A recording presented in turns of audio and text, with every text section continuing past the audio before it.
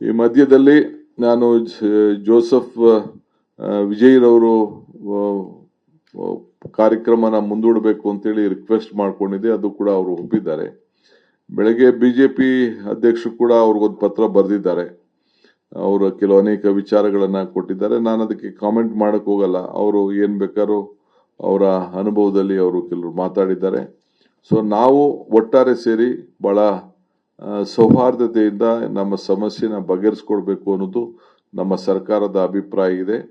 So ಅದಕ್ಕೆ ಪ್ರತಿ ಹಂತದಲ್ಲೂ ಕೂಡ ರೈತರು ಕೂಡ ಚರ್ಚೆ ಮಾಡಬೇಕಾಗ್ತದೆ, ಜನರ ಪ್ರತಿನಿಧಿಗಳು ಕೂಡ ಚರ್ಚೆ ಮಾಡಬೇಕಾಗ್ತದೆ, ಮತ್ತು ನಮ್ಮ ಲೀಗಲ್ ಟೀಮ್ ಜೊತೆಗೆ ನಮ್ಮ ಅಧಿಕಾರಿಗಳು ಕೂಡ ಅವರನ್ನು ಕೂಡ ಎಲ್ಲರನ್ನು ವಿಶ್ವಾಸಕ್ಕೆ ತೆಗೆದುಕೊಂಡು ರೈತರ ಬೆಳೆ ಮತ್ತು ನೀರು ಯಾವ ಸಂದರ್ಭದಲ್ಲಿ ಬಿಡಬೇಕು, ಆ ರೈತರಿಗೆ ಏನು ಮಾರ್ಗದರ್ಶನ ಕೊಡಬೇಕು, ಆ ನಿಟ್ಟಿನಲ್ಲಿ ನಮ್ಮ ಸರ್ಕಾರ ಬದ್ಧವಾಗಿದೆ. ಇನ್ನ ಬರಗಾಲದ ಛಾಯೆ ಇನ್ನ ಇದೆ. ನಾವು ಬರಗಾಲದಾಗ ಘೋಷಣೆ ಮಾಡೋ ವಿಚಾರ, ಮತ್ತೊಂದು ವಿಚಾರ ಈಗ ಸದ್ಯಕ್ಕೆ ತೀರ್ಮಾನ ತೆಗೆದುಕೊಳ್ಳೋಕೆ ಆಗುದಿಲ್ಲ. ಆಗಸ್ಟ್ ಎಂಡ್ ಅಷ್ಟೊತ್ತಿಗೆ ನಾವು ಸರಿಯಾದ ರೀತಿಯಲ್ಲಿ ಮಾಹಿತಿಯನ್ನ ಪಡ್ಕೊಳ್ಬೇಕು. ನಮ್ಮ ಎಲ್ಲ ಮಿನಿಸ್ಟರ್ಸ್ ಕೂಡ ಈಗಾಗಲೇ ನಮ್ಮ ಜಿಲ್ಲೆಗಳಿಗೆ ಭೇಟಿಯನ್ನು ಕೊಟ್ಟು ಅವ್ರದೇ ಆದಂತ ವರದಿಯನ್ನು ಕೂಡ ಅವರು ಕೊಡ್ತಾ ಇದ್ದಾರೆ.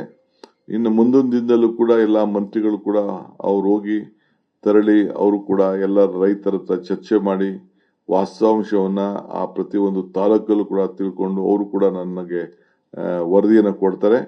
ಅದಾದ್ಮೇಲೆ ರೆವಿನ್ಯೂ ಮಿನಿಸ್ಟ್ರು ಅದನ್ನೆಲ್ಲ ಅಸೆಸ್ ಮಾಡಿ ಟೆಕ್ನಿಕಲ್ ಆಗಿ ಏನು ಕೇಂದ್ರ ಸರ್ಕಾರದ ಗೈಡ್ಲೈನ್ಸ್ ಏನಿದೆ, MDRC ಗೈಡ್ಲೈನ್ಸ್ ಏನಿದೆ ಅದನ್ನೆಲ್ಲ ಕೂಡ ಗಮನದಲ್ಲಿ ಇಟ್ಕೊಂಡು ಅವರು ಕೂಡ ನಿಮ್ಗೇನು ಸಂದೇಶವನ್ನು ಕೊಡಬೇಕು ಕೊಡ್ತಾರೆ. ಅದಕ್ಕೆ ಮಾಡೋಕ್ಕಿಂತ ಮುಂಚಿತವಾಗಿ ಕ್ಯಾಬಿನೆಟ್ ಕೂಡ ಅವರು ಮಂಡಿಸ್ತಾರೆ.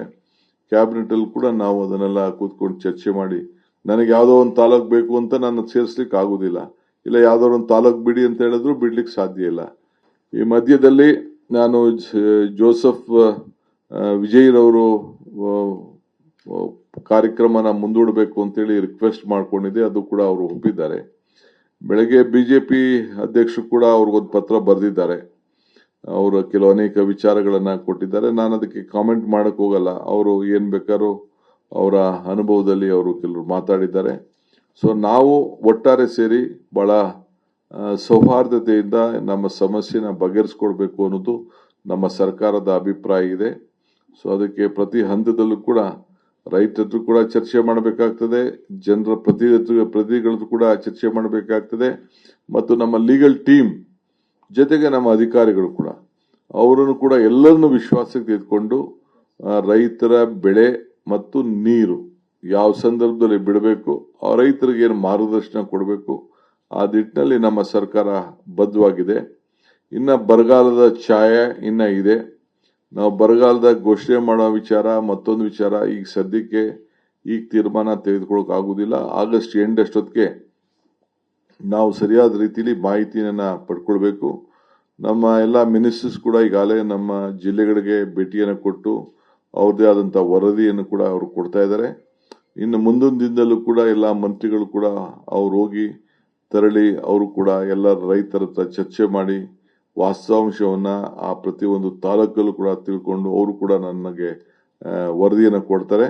ಅದಾದ್ಮೇಲೆ ರೆವಿನ್ಯೂ ಮಿನಿಸ್ಟ್ರು ಅದನ್ನೆಲ್ಲ ಅಸೆಸ್ ಮಾಡಿ ಟೆಕ್ನಿಕಲ್ ಆಗಿ ಏನು ಕೇಂದ್ರ ಸರ್ಕಾರದ ಗೈಡ್ಲೈನ್ಸ್ ಏನಿದೆ, MDRC ಗೈಡ್ಲೈನ್ಸ್ ಏನಿದೆ ಅದನ್ನೆಲ್ಲ ಕೂಡ ಗಮನದಲ್ಲಿ ಇಟ್ಕೊಂಡು ಅವರು ಕೂಡ ನಿಮ್ಗೇನು ಸಂದೇಶವನ್ನು ಕೊಡಬೇಕು ಕೊಡ್ತಾರೆ. ಅದಕ್ಕೆ ಮಾಡೋಕ್ಕಿಂತ ಮುಂಚಿತವಾಗಿ ಕ್ಯಾಬಿನೆಟ್ ಕೂಡ ಅವರು ಮಂಡಿಸ್ತಾರೆ.